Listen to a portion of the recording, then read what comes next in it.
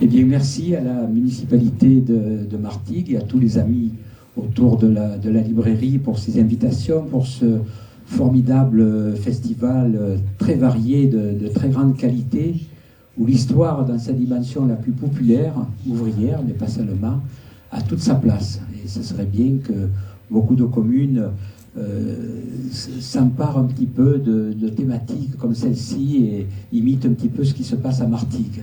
Alors on m'a chargé en une dizaine de minutes d'évoquer le parcours d'un historien qui était aussi un ami. C'est quelqu'un qui a beaucoup formé de gens qui étaient autour de lui, des professeurs, des instituteurs, des militants aussi. Robert avait la rigueur de l'historien et en même temps, il n'oubliait pas le militant qu'il avait été. Robert est né en 1946 à Aubagne. Son père était menuisier. Donc on voit bien les origines populaires de sa vie. Il a eu donc 20 ans autour de ce qu'on appelle les années 1968 et il en a épousé les années utopiques un petit peu au sein d'un mouvement, d'un parti qui s'appelait la Ligue communiste, qui est devenu ensuite la Ligue communiste révolutionnaire. Et il a multiplié avec ses camarades de l'époque les luttes avec d'autres forces à gauche pour le Vietnam, pour les luttes anticoloniales. Il a toujours gardé, même en restant une dizaine d'années au sein de la mouvance trotskiste, il a toujours gardé le goût du citoyen critique et du passeur d'histoire. Et au fond, ce qui va suivre, son travail d'historien, qu'il va mener de façon très démultipliée, ne va jamais oublier le militant qu'il a été et les idéaux de sa jeunesse. Il faudrait y ajouter, ça nous renvoie à ces années 60, qu'il a été marqué par l'existentialisme sartrien. Sartre, on l'oublie un peu trop aujourd'hui, a été un maître à penser. Sartre lui-même n'aurait pas aimé ce mot, mais en tout cas, il a influé une grande partie de la jeunesse. Et Robert s'est voué d'abord à des études de philosophie. Il a été quelque temps enseignant de philosophie. Mais finalement, pour épauler son militantisme, il s'est tourné vers l'histoire contemporaine, en se disant au fond, et beaucoup vont faire ce chemin-là, que l'histoire est une des meilleures façons de s'outiller pour être militant et pour comprendre le monde dans lequel il est. Ce qui fait que ces premiers travaux, au fond, vont prolonger de façon étroite son militantisme. Par exemple, sa thèse de 3e cycle va être consacrée à l'Union départementale CGT. C'est un gros travail de plusieurs centaines de pages.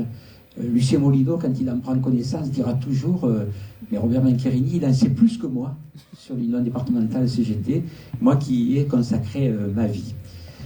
Voilà, donc il va aussi s'intéresser, après Jean Domenichino, qui est un autre chercheur qu'il faut saluer ici, qui est à Aubagne maintenant, il va s'intéresser aux nationalisations de la libération et surtout à une expérience singulière qui a été les réquisitions d'entreprises. Il y a un film qui en a été tiré, et Robert a été à la manœuvre, à la double manœuvre, à la fois pour cet ouvrage qui prolongeait les travaux de Jean Domenichino, et puis pour la réalisation d'un film où on réécoute les acteurs de l'époque. C'est un film qui était passé ici, je pense, à Martigues. Voilà. Et il va ensuite poursuivre cet engagement sur l'histoire ouvrière avec Jean Domenichino et Jean-Marie Guillon autour d'un colloque sur les dockers qui donnera la suite à un ouvrage. Et en même temps, il va travailler avec les cheminots de la CGT toujours. Et là aussi, il va y avoir 2 ouvrages consacrés aux cheminots en Provence. Et enfin, en 98, c'est vraiment le livre qui va lancer sa carrière, son parcours carrière, il n'aurait pas aimé le mot, mais au plan national, avec la parution chez Sileps de Guerre froide, grève rouge, Parti communiste, stalinisme et mouvements sociaux en France.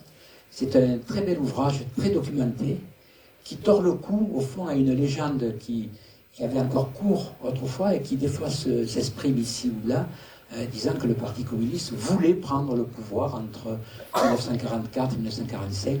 Robert montre que les choses sont plus compliquées que ça, et qu'en tout cas, la direction du PCF de l'époque n'a pas envisagé cette question de cette façon-là. Ensuite, il va s'intéresser, comme un historien social, à une autre histoire qui parle beaucoup, et on voit dans les rencontres qu'on a fait avec lui, et celles qu'on continue à mener, c'est l'histoire de la résistance. Et là, il a mené cette histoire en étant fidèle à sa vision de sa discipline, c'est-à-dire pas forcément en allant chercher les grands noms de l'histoire de la résistance, Jean Moulin et bien d'autres, mais en allant chercher, un peu comme dans le Métron auquel il avait participé, le Métron, dictionnaire biographique du mouvement ouvrier, il a écrit environ 150 notices biographiques de militants ouvriers et de fusillés, par l'occupant nazi. Et donc il va là mener poursuivre ces questions de façon rigoureuse, en menant un travail d'historien sur la résistance, et en même temps en participant au Murel. Je reviendrai après au Murel. Il va d'abord, auparavant, il aura créé Promémo. Mais après Promémo, il va présider le Murel, musée de la résistance en ligne. Et là aussi, il va avoir ce rôle un petit peu de maître à disciple, sans jamais être condescendant, en étant toujours à l'écoute du moindre camarade ou collègue qui l'entourait. Même quand il y avait parfois des erreurs un peu grossières dites par l'un ou par l'autre, il les reprenait de façon toujours bienveillante. Ça c'est important. La bienveillance chez Robert, c'était une grande qualité. Donc je le disais, pour ne pas être trop long, auparavant, en novembre 1999, c'est là où je l'ai connu, Robert va créer Promémo, Provence, Mémoire et Monde ouvrier. Et ça, c'est une belle entreprise qui montre qu'au fond, et alors il était devenu universitaire à ce moment-là, après l'agrégation et sa thèse de doctorat, eh bien, il n'est pas resté dans sa tour d'ivoire. Il a vu qu'un historien, un professeur d'université, devait intervenir dans la cité et partager son savoir, et le partager avec tous. Donc il crée Promémo, et moi j'emploie toujours l'image de l'amalgame, comme il y a eu l'amalgame au moment de la Révolution française, des soldats de l'an 2, entre les soldats d'Ancien Régime et les nouveaux soldats de la Révolution française. Je crois que Pierre Cernat était ce matin à Martigues.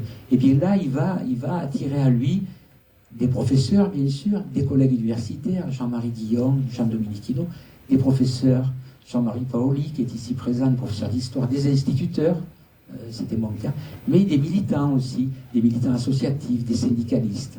Et là, dans cette association, on va s'y sentir bien. Parce qu'il n'y a pas de hiérarchie, il n'y a pas de savoir délivré d'en haut. C'est vraiment un partage des responsabilités et des tâches qui va s'opérer. Et ça va être une des grandes qualités de Robert. Je signale que dans l'intervalle, entre 2004 et 2014, il va travailler pendant 20 ans de façon passionnée, rigoureuse, sur les archives. Et ça sera les 4 tomes de Midi Rouge, 4 tomes qui partent des années 30 jusqu'à 1950. C'est une véritable encyclopédie, je pense qu'il doit y être à la médiathèque de Martigues, une véritable encyclopédie de l'histoire sociale et politique des Bouches-du-Rhône.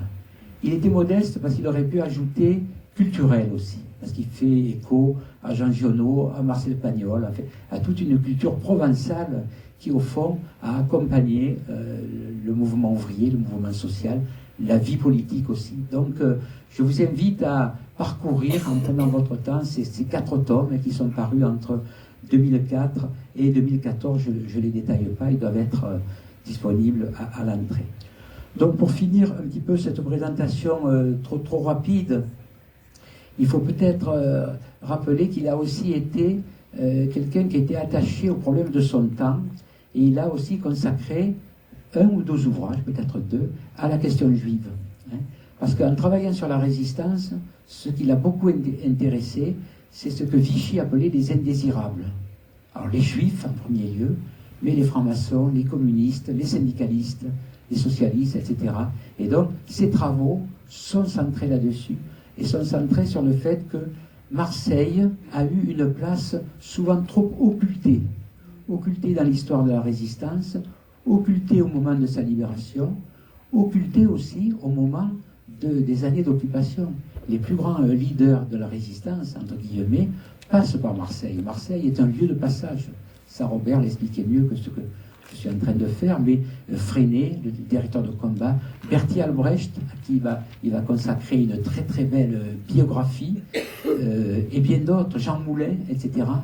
Il montre comment cette histoire de la résistance à Marseille, elle est à la fois une histoire de résistance, une histoire culturelle aussi, et une histoire de résistance précoce.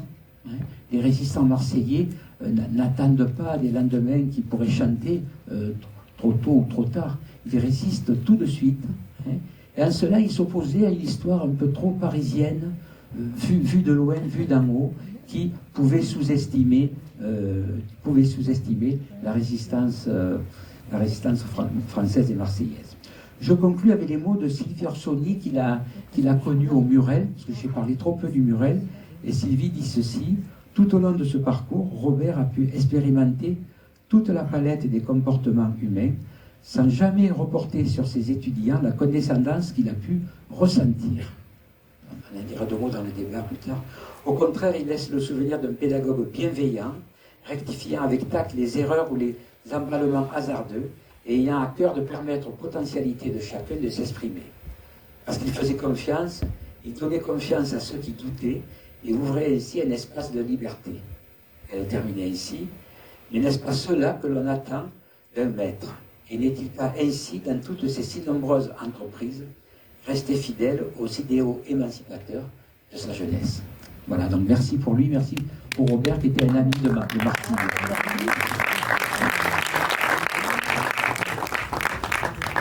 Je veux remercier Gérard d'avoir accepté de rendre cet hommage à son ami, à notre ami Robert Macchiarini. Et on ne pouvait pas, il est décédé il y a quelques jours, on ne pouvait pas évidemment tenir ce festival sans penser à lui, parce que cette fête populaire de l'histoire, elle lui doit indubitablement quelque chose. Voilà. Donc je voudrais à mon tour, par ces quelques mots, saluer aussi son action, son œuvre, sa mémoire, son travail d'historien.